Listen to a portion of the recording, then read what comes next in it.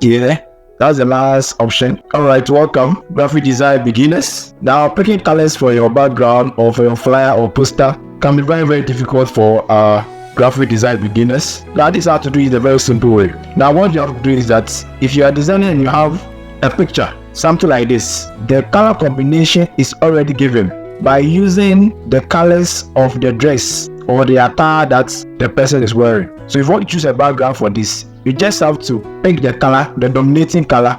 From what I have to do is that dominating color here is what? Is violet. So you just go to the adjustment layer and then select solid color. Then you use the color picker to just select the colors from the suit. So make sure that you select the dominating color, and the dominating color here is the violet. You pick it and that is it. No stress. So with this, I'll just pick the eraser tool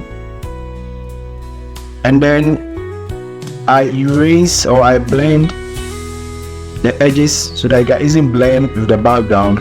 So with this, if you want to add a background image to it, let's say you want to add this one, and then you come to the blending mode.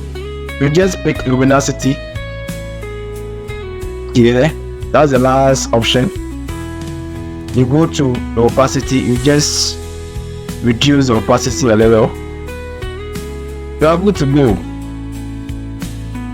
Another tip is that if you are adding a text to the background, what color are you going to use? Now you just have to highlight the text like this. Now immediately you highlight the text, Photoshop has already given you the color for the text.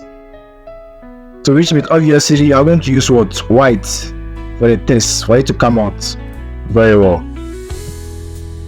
That's perfect. We go to the properties and then we reduce the spacing between the letters, and then we go to the layer styles. We select shadow. We give it a subtle shadow. Nicely done.